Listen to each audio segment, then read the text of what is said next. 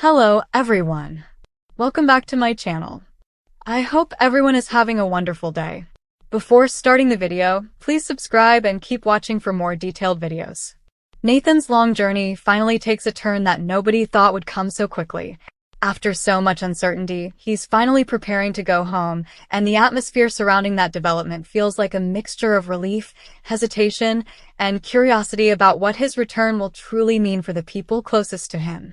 The doctors clear him, the nurses give their nod of approval, and Nathan himself, still a bit unsteady, assures everyone that he's ready to take the step.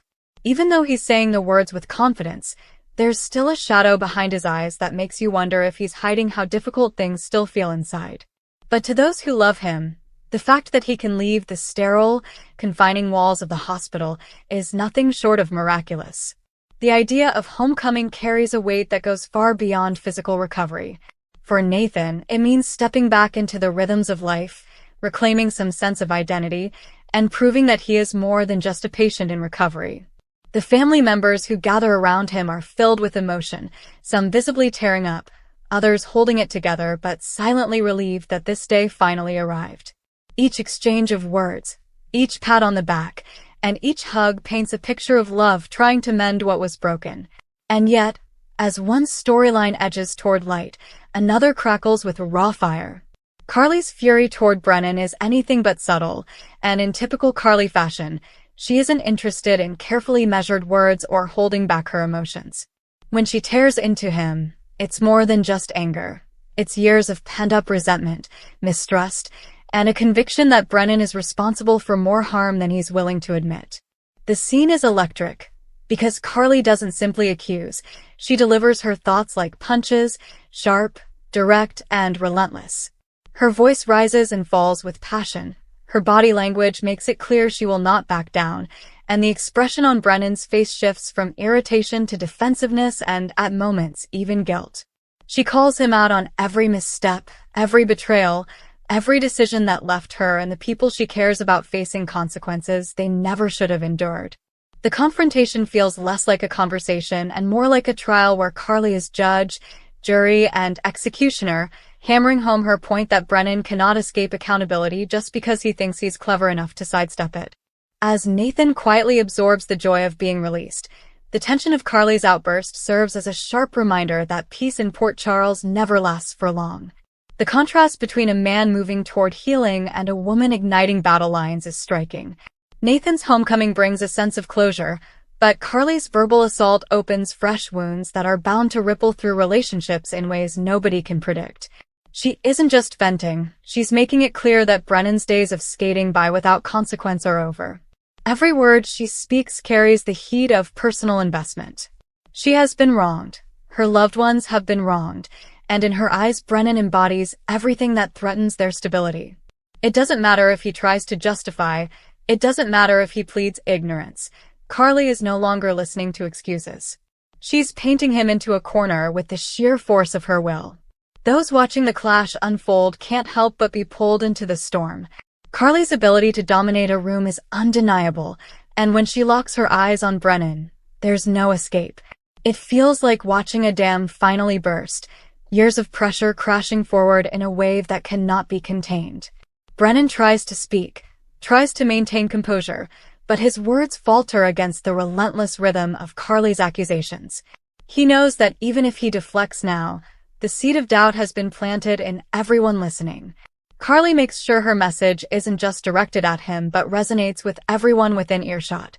Her fury doubles as a warning. If you're standing with Brennan, you'd better be ready to face the fallout too. Meanwhile, Nathan's quiet preparations to leave the hospital mirror a completely different kind of tension.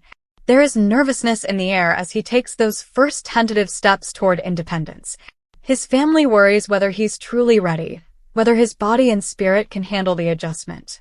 But Nathan assures them again and again that he's fine, that he needs this, that being home is the next step to finding himself again. Each item packed into his bag feels symbolic.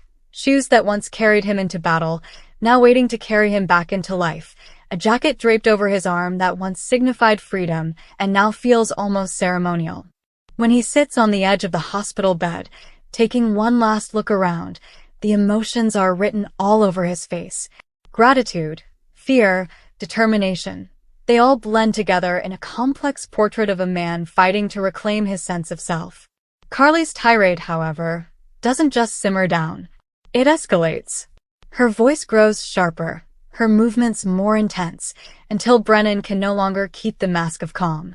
He lashes back, his tone rising, trying to match her energy. He insists she's exaggerating, twisting facts, painting him as a villain when the truth is more complicated.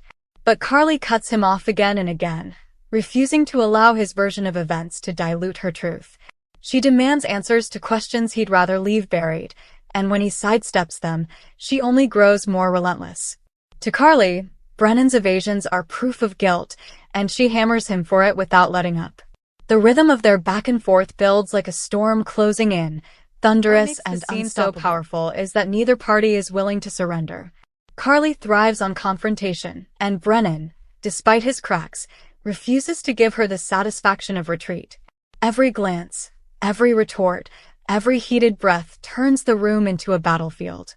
The energy is exhausting and exhilarating all at once, and anyone watching can feel the stakes rise with each passing second. Carly doesn't simply want to vent, she wants to win. She wants Brennan to walk away with no illusions about who controls the narrative, no doubts about the strength of her convictions. And deep down, Brennan knows that even if he resists now, Carly's words will echo long after the shouting stops. Back with Nathan, the warmth of his homecoming builds a different kind of emotional climax. Friends and family gather to welcome him, their smiles genuine, their relief palpable. He walks through the front door and is enveloped in hugs, in tears of joy, in the kind of comfort only home can provide. Every detail feels heightened, the familiar scent of the house, the softness of the furniture, the pictures on the wall reminding him of a life that was once interrupted. Nathan breathes it all in like a man rediscovering what it means to live beyond survival. Yet beneath the joy, there's also quiet apprehension. Everyone wonders if the transition will be smooth or if unexpected challenges will emerge. But for now, they choose to celebrate, to let gratitude outweigh the worries, to honor the fact that Nathan made it this far. The day in Port Charles captures the essence of why the drama never stops gripping its viewers. On one side, you have the joy of recovery, the beauty of someone stepping back into life after hardship. On the other, you have the raw spectacle of a woman unleashing her rage and demanding accountability. The juxtaposition gives the episode its texture, its rhythm, its power. Nathan's gentle steps toward normalcy and Carly's explosive confrontation with Brennan weave together a tapestry that reminds us how quickly life can shift from healing to conflict, from peace to chaos. And in true General Hospital fashion, both storylines carry seeds of what's to come. Nathan's recovery might bring new struggles, new obstacles to face. Carly's battle with Brennan might ignite larger wars, pulling more people into the fire. As the screen fades toward its conclusion, one thing is certain: nothing stays quiet for long in Port Charles. Nathan may be going home, but his story isn't finished. Carly may have ripped into Brennan, but that fight is far from over. The emotions stirred today will linger, grow, and reshape the paths ahead. And for those who live and breathe in this world, the day is a reminder that joy and fury, healing and destruction, always exist side by side, ready to collide when you least expect it. Thank you for watching. Please subscribe to my channel for all of your updates.